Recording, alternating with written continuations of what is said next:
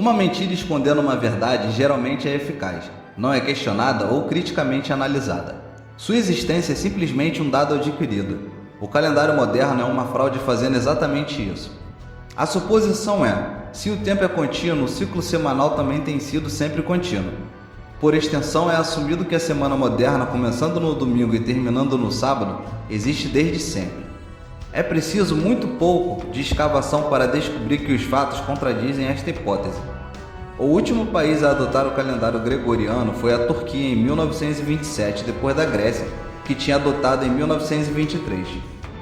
Mas não foi até o comunismo assumir a China após a Segunda Guerra Mundial que o seu uso se tornou universal. Nicolau Copérnico, um estudioso católico, cujas teorias sobre um globo foram usadas pelos jesuítas para promover sua agenda do fim dos tempos, foi abordado por uma comissão papal, logo no início do século XVI. Eles queriam seu ponto de vista sobre a reforma do calendário. Inicialmente, ele hesitou em responder.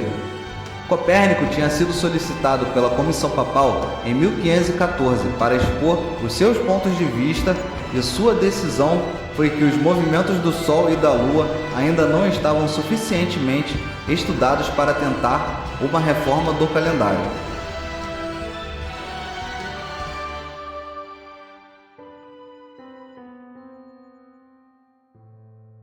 A comissão tinha por objetivo fazer proposições definidas na 10ª sessão do Conselho. Embora esta tenha sido adiada de 1514 para 1515, nenhuma conclusão foi alcançada. Após o Concílio de Latrão, um progresso considerável foi feito. Copérnico havia prometido continuar as observações do Sol e da Lua e o fez por mais de 10 anos. Os resultados estabelecidos em sua obra imortal permitiu a Erasmus Reyond computar as tabelas prutênicas que foram feitas depois à base da reforma gregoriana. De acordo com a Enciclopédia Católica, Luigi Giglio foi o arquiteto-chefe do calendário gregoriano. Lilius era um médico católico e professor de medicina.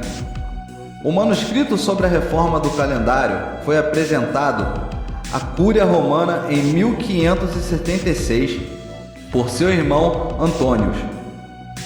Suas ideias foram usadas pelos astrônomos sacerdotes jesuítas Christopher Clavius para o novo calendário.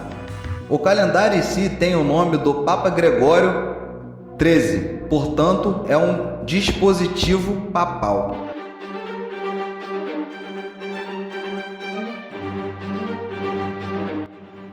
Embora o mundo hoje esteja unido em seu uso do calendário gregoriano, quando foi introduzido pela primeira vez, foi amplamente rejeitado pelos países protestantes como uma instituição católica. A bula papal Intergravíssimas, emitida em 24 de fevereiro de 1582, ordenou o clero católico a aceitá-lo e exortou reis católicos a fazer o mesmo. Na época, os únicos países que aceitaram foram os países católicos da Itália, Espanha, Portugal, Polônia e a maioria das áreas da França. Demorou cerca de 350 anos até todos os países adotarem o calendário do Papa.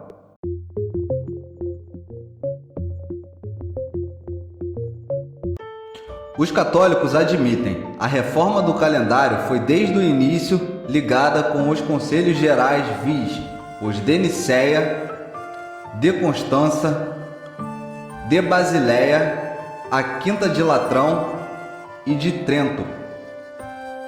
As pessoas não costumam ligar a observância religiosa à astronomia, mas a conexão entre elas é estreita. Desde o início, os jesuítas dominam o campo da astronomia e outros campos científicos intimamente relacionados. Mesmo a teoria do Big Bang foi inventada por um padre jesuíta treinado, Padre Jorge Lemaitre. O conhecimento de astronomia foi crítico para os jesuítas, pois sem ela o calendário não poderia ter sido reformado, porque o tempo de medição é sempre dependente do movimento dos corpos celestes. O calendário gregoriano, como qualquer outro ramo da árvore do conhecimento, foi concebido com um motivo principal: para esconder a verdade e perpetuar a falsidade. Ele forneceu mais dissimulação camuflando, de modo que os buscadores da verdade seriam desviados em suas tentativas de descobrir a verdade.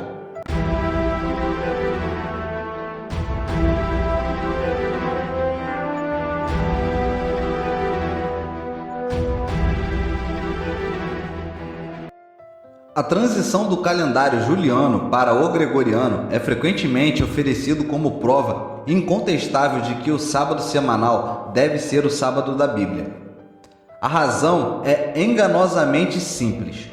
Quando o calendário juliano migrou para o calendário gregoriano, dias da semana foram perdidos. Deu uma quinta-feira, dia 4 de outubro, que pulou até uma sexta-feira, dia 15 de outubro. A numeração foi alterada. 10 datas foram retiradas do calendário. Isso é um fato, e a partir desse fato, uma suposição incorreta é feita. Uma vez que não houve interrupção nos dias da semana em que o calendário gregoriano foi introduzido, o ciclo semanal moderno se manteve inalterado desde a criação. Isso não é correto, mas cria uma mentira que esconde a verdade. O sábado, como observado pelos patriarcas, apóstolos e Yahusha, foi calculado por um calendário diferente, com um ciclo semanal diferente, que não se alinha com o sábado como o sétimo dia da semana. Esta mudança de calendário aconteceu há mais de 430 anos atrás. Isso parece provar a suposição de que existe um ciclo semanal contínuo e ininterrupto desde a criação. Os buscadores da verdade devem investigar a transição do calendário juliano para o calendário gregoriano, a fim de desnudar a verdade. No entanto, o calendário gregoriano foi apenas mais uma camada de engano. Afastando esta camada, descobrimos o calendário pós-Nicéia Juliano, um calendário com um ciclo semanal contínuo. Os pesquisadores estão convencidos de que descobriram a verdade. Para encontrar a verdade sobre o dia de culto ao Criador, é necessário ir além da camuflagem das folhas bonitas, passando pelos galhos de erro a que estão ligadas e cavar ainda mais. O calendário gregoriano papal foi baseado no pagão calendário juliano. O astrônomo jesuíta Cristóvão Clavius admitiu isso. Clavius confirmou que o calendário juliano está enraizado no paganismo puro e não tem nenhum vínculo algum com o calendário bíblico. Em seu livro, Clavius revela que, quando o calendário juliano foi feito, o calendário eclesiástico da Igreja no Concílio de Nicéia, a Igreja deliberadamente rejeitou o calendário bíblico e adotou o calendário pagão. Além disso, a semana moderna de domingo a sábado pode ser rastreada após a transição do calendário em 1582 ao Concílio de Nicéia. A semana, como é conhecida hoje, foi padronizada na época. Os nomes pagãos da semana planetária foram perpetuados no calendário em uso entre as chamadas nações cristãs. Cada vez que olhamos para esse calendário que temos diante de nós, temos um lembrete constante da fusão do paganismo e do cristianismo, que teve lugar como resultado da grande apostasia religiosa.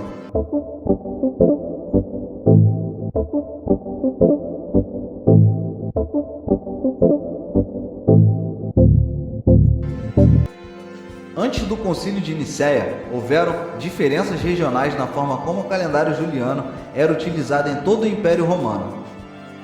A semana planetária, não como os cristãos assumiram, não vinha dos judeus e da semana da criação. Pelo contrário, ela veio das religiões de mistérios persas. Não é de se duvidar que a difusão dos mistérios iranianos teve um papel considerável na adoção geral pelos pagãos da semana com o domingo como um dia santo. Os nomes que empregamos de surpresa para os outros 6 dias entraram em uso ao mesmo tempo que o mitraísmo ganhou seus seguidores na província do Ocidente. Não é precipitado estabelecer uma relação de coincidência entre o seu triunfo e este fenômeno. Note que, mesmo a semana moderna pode ser atribuída a uma religião pagã.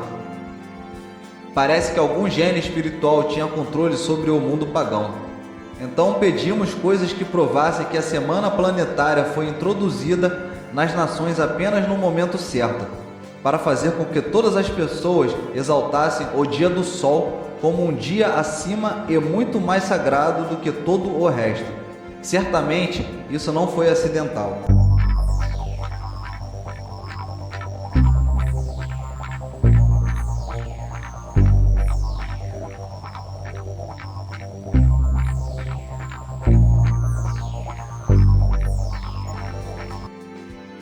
O calendário juliano começou no sábado, Saturnio, dia de Saturno, e terminou na sexta-feira, Dies Veneris, ou dia de Vênus.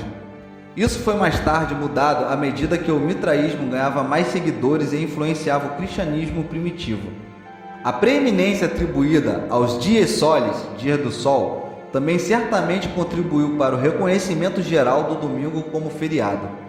Isso está ligado com o fato mais importante, ou seja, a adoção desta semana por todos os países europeus. Não é que os primeiros europeus não tinham uma semana, mas a semana que estavam usando era diferente. O mistraísmo queria começar a semana no domingo em homenagem ao seu deus Sol Mitras.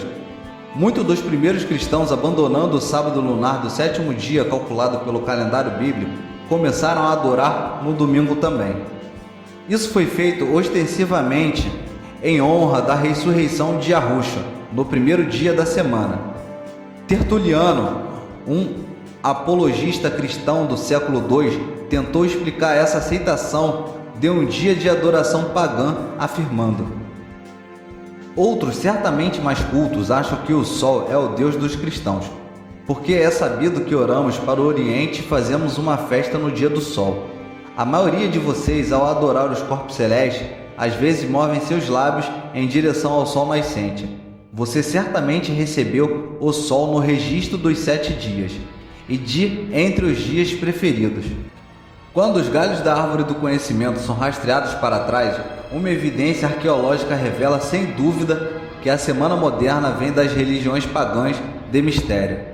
O calendário juliano não foi obtido a partir da semana bíblica. O calendário inicial juliano tinha uma semana de 8 dias, não 7. É razoável que a semana original no calendário juliano teria uma semana de 8 dias. A semana no calendário da República Romana também tinha tido uma semana de 8 dias, e foi isso que os romanos estavam acostumados a usar.